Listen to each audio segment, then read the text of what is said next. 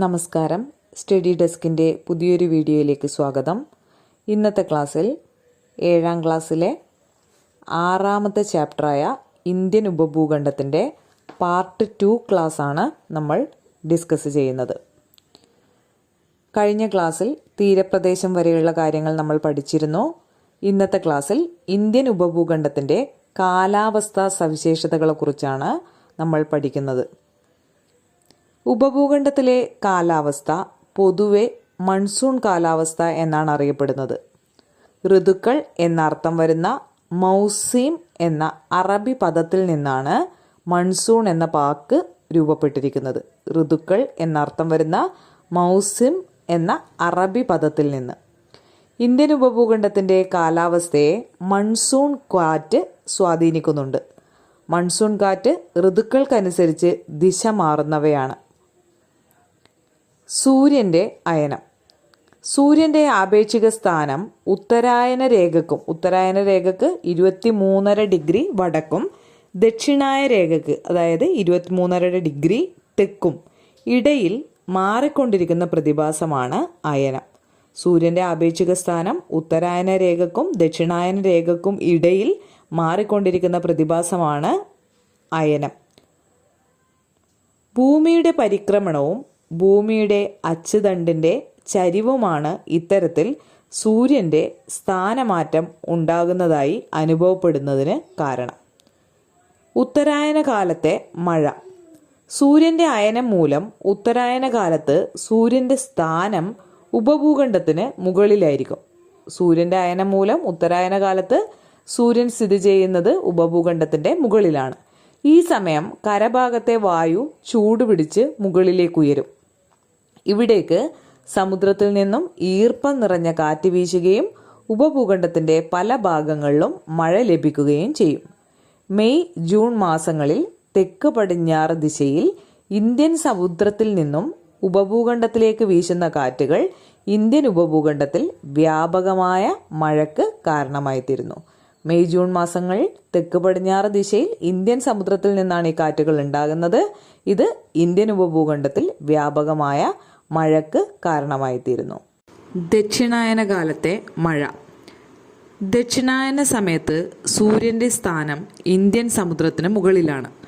ഈ സമയം സമുദ്രോപരിതലത്തിലെ വായു ചൂടുപിടിച്ചുയരുകയും ഇവിടേക്ക് ഉത്തര ദിക്കിൽ നിന്നുള്ള കാറ്റ് വീശുകയും ചെയ്യുന്നു. സെപ്റ്റംബർ ഒക്ടോബർ മാസങ്ങളിൽ വടക്ക് കിഴക്ക് നിന്ന് തെക്ക് പടിഞ്ഞാറോട്ട് വീശുന്ന ഈ കാറ്റുകൾ പൊതുവെ വരണ്ടതായതിനാൽ മഴയുടെ അളവ് കുറവായിരിക്കും. സെപ്റ്റംബർ ഒക്ടോബർ മാസങ്ങളിലാണ് ഈ കാറ്റുകൾ വീശുന്നത്. ഇത് പൊതുവെ വരണ്ടതായിരിക്കും. അതിനാൽ മഴയുടെ അളവും കുറയും. എന്നാൽ ബംഗാൾ ഉൾക്കടലിൽ നിന്നും നീരാവി ആഗിരണം ചെയ്യുന്നതോടെ ഉപദ്വീപീയ ഭാഗത്തിൻ്റെ കിഴക്കൻ തീരങ്ങളിൽ വ്യാപകമായ മഴയ്ക്ക് കാരണമാകുന്നു. അതായത് ഇന്ത്യൻ ഉപഭൂഖണ്ഡത്തിൽ എല്ലായിടത്തും ഒരേ അളവിലല്ല മഴ ലഭിക്കുന്നത്.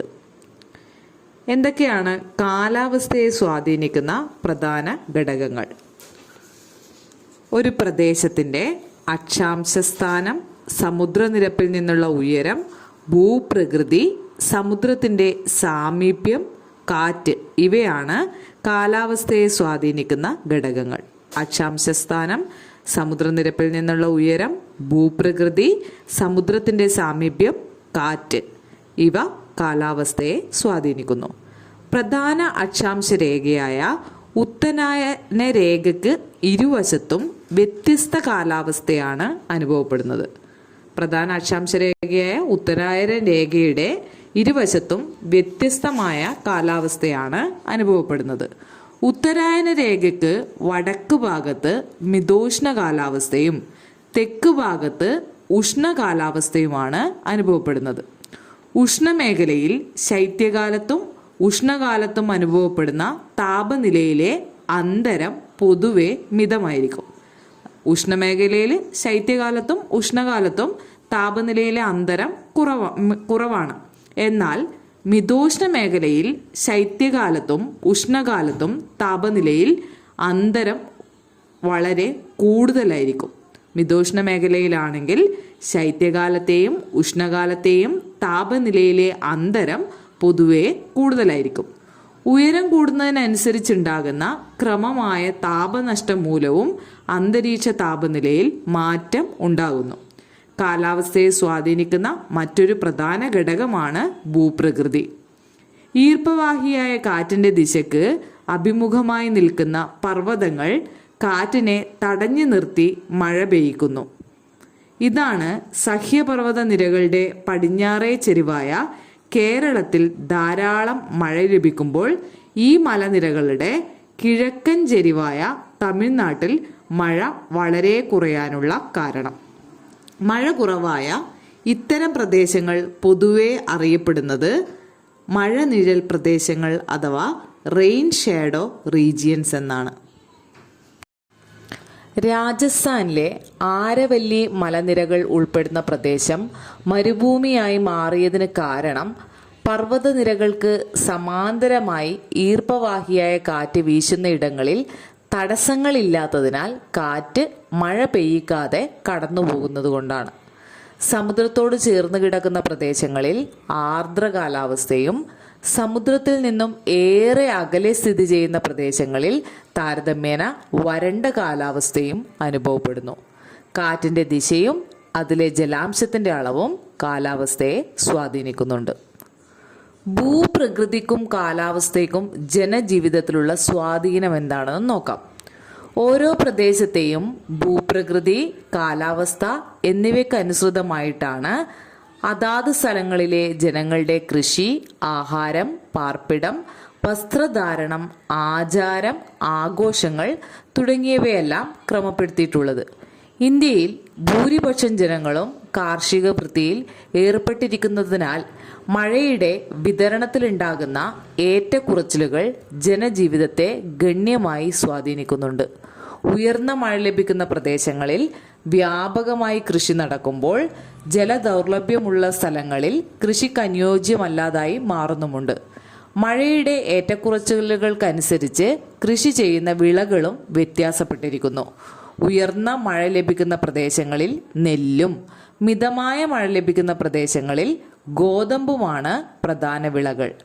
മഴ തീരെ കുറഞ്ഞ പ്രദേശങ്ങളിൽ പയറുവർഗ്ഗങ്ങളും പരുക്കൻ ധാന്യങ്ങളും കൃഷി ചെയ്തു വരുന്നു.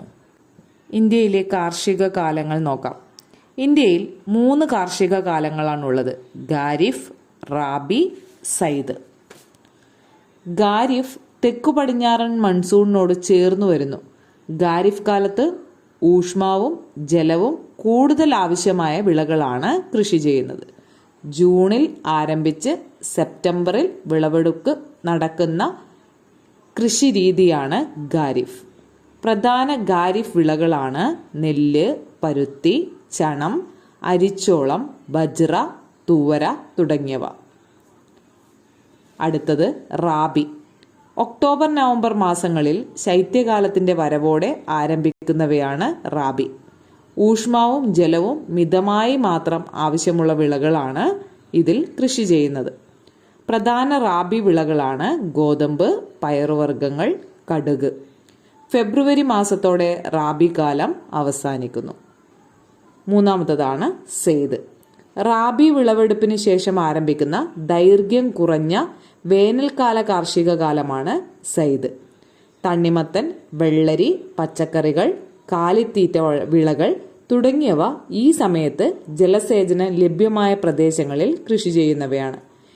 ഇന്ത്യയിൽ 3 കാർഷിക കാലങ്ങൾ ഉണ്ടെങ്കിലും പ്രാദേശിക വ്യതിയാനങ്ങൾ പ്രകടമാണ്.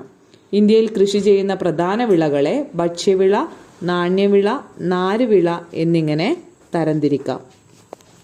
ഭക്ഷ്യവിളകളെ 2ആയി തരംതിരിക്കാം: ധാന്യങ്ങൾ, പയറുവർഗ്ഗങ്ങൾ. ധാന്യങ്ങൾ മൃദുധാന്യങ്ങളെന്നും പരുക്കൻ ധാന്യങ്ങളെന്നും 2ആയി തരംതിരിക്കപ്പെട്ടിരിക്കുന്നു. മൃദുധാന്യങ്ങളാണ് നെല്ല്, ഗോതമ്പ്. പരുക്കൻ ധാന്യങ്ങളാണ് ബജ്റ, ചോളം, റാഗി. പയറുവർഗ്ഗങ്ങൾ പയർ, തുവര ഇവയെല്ലാം പയറുവർഗ്ഗങ്ങളിൽ ഉൾപ്പെടുന്നവയാണ്. നാണ്യവിളകൾ എന്ന് പറഞ്ഞാൽ വാണിജ്യാടിസ്ഥാനത്തിൽ വൻതോതിൽ കൃഷി ചെയ്യുന്ന വിളകളാണ് നാണ്യവിളകൾ. പ്രധാനപ്പെട്ട നാണ്യവിളകളാണ് കരിമ്പ്, പുകയില, പരുത്തി, ചണം, എണ്ണക്കുരുക്കൾ തുടങ്ങിയവ. നാരുവിളകൾ പരുത്തിയും ചണവുമാണ് ഇന്ത്യയിലെ പ്രധാന നാരുവിളകൾ. തുണിത്തരങ്ങൾ, ബാഗുകൾ, ചാക്കുകൾ തുടങ്ങി നിരവധി വസ്തുക്കൾ നിർമ്മിക്കുന്നതിന് നാരുകൾ ഉപയോഗിക്കുന്നുണ്ട്. അടുത്തതാണ് എണ്ണക്കുരുക്കൾ. ഭക്ഷ്യ എണ്ണ ഉത്പാദിപ്പിക്കുന്നതിനാണ് എണ്ണക്കുരുക്കൾ കൃഷി ചെയ്യുന്നത്. പ്രധാന എണ്ണക്കുരുവിളകളാണ് നിലക്കടല, കടുകുവർഗ്ഗങ്ങൾ, സോയാബീൻ, സൂര്യകാന്തി. ഇന്ത്യയിൽ ഇതുകൂടാതെ മറ്റ് കൃഷികൾ കൂടിയുണ്ട്. തേയില, കാപ്പി, റബ്ബർ, സുഗന്ധദ്രവ്യങ്ങൾ, കിഴങ്ങുവർഗ്ഗങ്ങൾ തുടങ്ങിയവ ഇന്ത്യയിൽ കൃഷി ചെയ്യുന്നവയാണ്. ഇവയിൽ പലതും തോട്ടവിളകളായാണ് കൃഷി ചെയ്യുന്നത്. ലോകത്തിൻ്റെ വിവിധ ഭാഗങ്ങളിൽ നിലനിൽക്കുന്ന വ്യത്യസ്തമായ കൃഷിരീതികൾ ഏതൊക്കെയാണ്? പ്രാകൃത ഉപജീവന കൃഷി, തീവ്ര ഉപജീവന കൃഷി, മിശ്ര കൃഷി, വിസ്തൃത വാണിജ്യ ധാന്യ കൃഷി, ക്ഷീരകൃഷി, തോട്ടവിള കൃഷി, പുഷ്പഫല കൃഷി. ഭൂഘടന, മണ്ണിൻ്റെ ഫലഭൂയിഷ്ഠത, കാലാവസ്ഥ, ജലലഭ്യത, ജനസാന്ദ്രത, കൃഷിഭൂമിയുടെ വിസ്തൃതി, വിളയുടെ മൂല്യം, ലഭ്യമായ സാങ്കേതിക വിദ്യ തുടങ്ങിയവയുടെ അടിസ്ഥാനത്തിൽ വിവിധ കൃഷിരീതികൾ നിലനിൽക്കുന്നുണ്ട്. ഇന്നത്തെ ക്ലാസ്സിൽ 7ാം ക്ലാസ്സിലെ ഇന്ത്യൻ ഉപഭൂഖണ്ഡം എന്ന ചാപ്റ്ററാണ് നമ്മൾ പഠിച്ചത്. ഈ ക്ലാസ് നിങ്ങൾക്ക് ഉപകാരപ്പെട്ടുവെങ്കിൽ ചാനൽ സബ്സ്ക്രൈബ് ചെയ്യുവാനും വീഡിയോ ലൈക്ക് ചെയ്യുവാനും മറക്കരുത്. താങ്ക്